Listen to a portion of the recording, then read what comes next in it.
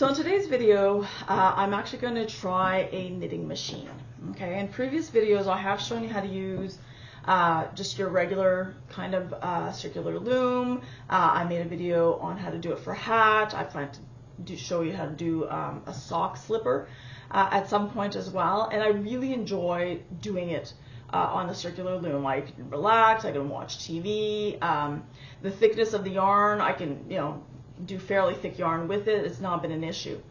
The reason I was looking into knitting machines, and there are different types of knitting machines out there. The big name is Addi and Centro. It seems to be between those two that I've done some research on, and I've been lucky enough actually that I have a friend who actually has both. And so she suggested that why don't I borrow them, try them out, see if I like it to buy one for myself. Or if it's just not my thing, right? So I thought, well, that's wonderful, because it's the worst thing is to buy something that you find out you really don't like, So I do, as I said, I thoroughly enjoy doing the circular loom. The problem I have with the circular loom, obviously, is time to do it, and that's not so much of an issue for me. I do a lot of, if you've seen other videos, I do a lot of charity work, and so I do a lot of hats, for example, for in our city we have a men's mission, for example, for people who are homeless, or and so forth. I do some for my students in my school that are newcomers to Canada, for example, or maybe in financial need, and so on and so forth. My big issue is when I do this, I don't know what it is that I do, but of course, like, you're using a hook and you're basically bringing the yarn over, and I can do it for about a half an hour and not have a problem. But if I do it for longer, and I enjoy doing it, I'd like to do it for longer, the next few days I am so sore right here, and it doesn't matter if I do stretches, and I go to the gym and I lift weights, and I can do like 50-pound weights at the gym, and yet I'm still sore from doing this exercise. So I don't know why. So I thought, what, I'd like to try a knitting machine. Maybe it'd be easier on my arm.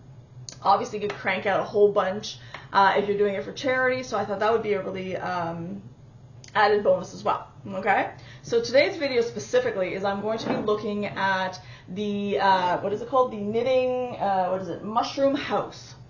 And so basically that's this one here. And now I've seen a bunch of videos on this one, and everybody says it's by Centro, but I don't see anything on the box that actually says it's by Centro, so I don't think it's by Centro. I would think that Centro would actually indicate if it was from their company, but I don't see anything by Centro on there. So, and the name there, it certainly doesn't say Centro either. So it doesn't really matter to me. I mean, if it works, it works, right? So, so let's take a look here at what comes with it. So you obviously get the actual machine. When I opened it up, my friend basically had not used this yet. Let me pull these out.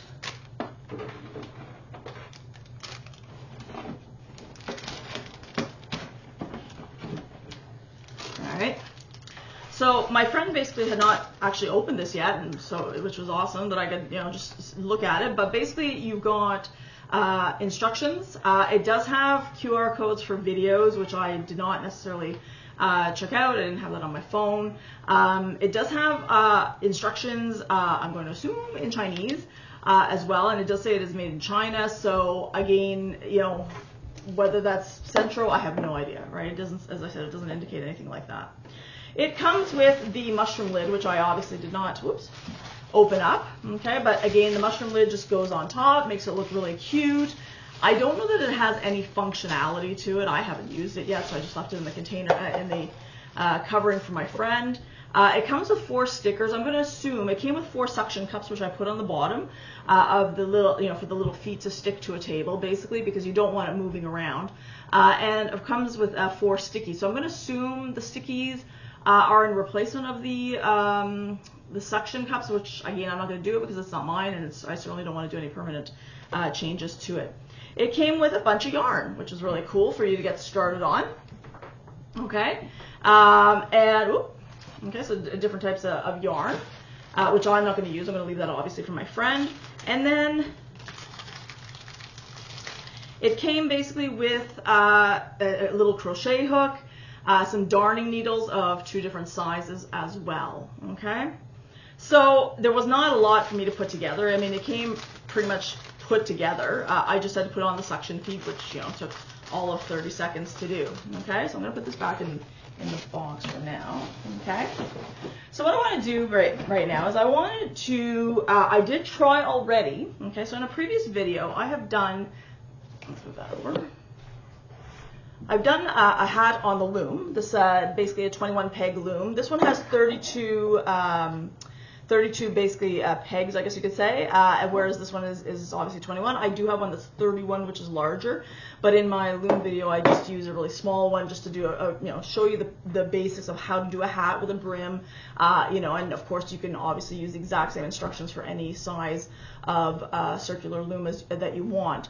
I like to use thicker yarn, usually bulky yarn is what I tend to use. You can use medium yarn and use 2 strands to get thickness, because again, the people I'm making these for, I'm in Canada, it gets very cold in Canada, you know, it's not unusual to hit -20, -30, -40 sometimes, so I want to make sure that there is, you know, a thickness, and you know, it is obviously keeping in the heat for whoever I'm doing the hat for. I used a thinner yarn. I had a waste yarn, basically a fairly thin yarn. I did this yesterday, actually. This one here, I made it a little bit longer than it should have been. I wasn't counting my rows. Okay, so this is definitely like a, you know, a medium type yarn, maybe even slightly thinner than medium type yarn. So again, you can see through it. To me, this is not heat. Okay, you know, this would be maybe something in the summer or something like that, but certainly not in a Canadian winter. The videos that I've seen on YouTube is that they make the tube double length, and then basically they, you know, fold it over itself, so you have a double thickness of this. So again, that would obviously add thickness and add warmth to it. I haven't tried that yet, so that would be something to definitely look into. Okay, so this is the yarn basically that I have done, I have used. Okay, and I wanted to try a different one today, which is more in line with the type of yarn I would typically use. Okay, oh, that's true, there was a third little darning needle that came with it that I didn't realize. Okay, so in terms of thickness, there is definitely a huge difference. I would say that this one here is bulky. Okay, this one's medium, so basically this bulky one's at least double the style of this one here. Okay, so let me give you my opinion, and again, it is just my opinion, okay, because I'm certainly by no means an expert of knitting machines in terms of this, of what my experience was to do the first one, okay? So I liked what we got out of the box. That was excellent. You know, you have everything you need to get ready to go, okay? I would have liked to not necessarily have the QR codes to see the videos. Like I would have liked to have had them, I guess maybe it's the older generation, I prefer having written down instructions to be able to figure stuff out, or, you know, send me to a YouTube channel or something like that to see the video. Again, I'm not techie, the QR code thing throws me off. So again, those of you who are more techie would probably appreciate the QR code, okay? With the suction, and the suction is on, it's on the table, like, but it moves. Okay, like if I lift it up, it's stuck, but it moves, and that I find a little bit problematic. So I know that the Addi, haven't tried an Addi, so I couldn't tell you, but I know the Addi has actual table clamps. So again, if there was a way to clamp this to a table to make it more solid, I think that would be a better option. What I have learned for myself to do it, obviously I will turn this around when I am doing this, but I will actually put my hand through here, and I'm just holding it down with the weight of my hand, and then I'm basically cranking it, and that keeps it stable enough. They've said in various videos that I looked at that if you're putting pressure and holding it down and doing this, it's putting pressure on the gears on a particular side, and it's more likely to wear down the gears and cause maybe damage over time much sooner than it would have, right? So I'm, again, not my machine, certainly don't want to be doing that, but it is very light plastic. It does worry me in terms of the longevity of it if I did want to use it quite a bit. It's certainly not commercial grade by any means. And so again, because I would be using this in terms of charity work to be able to crank out a bunch of hats and things like that, or it also does panels. So I could do, you know, like a scarf, for example, a panel scarf. Could also do a tube scarf, for example. I would worry about this breaking down. The other thing I was not happy with, actually, is that there's no counter on this. Okay, so as a knitter, I have my little counter that I click for whatever row I happen to be on. If I'm needing to keep track for the project that I'm on, that's something that I'll have to do for this because it doesn't come with a counter. There may be aftermarket counters. I have absolutely no idea. I haven't really looked into that. But if I buy one of these, then that's definitely something I would look into. Okay. I've heard of people saying that they get something made and then they use some sort of drill. I would not do that. I would just do the hand cranking thing.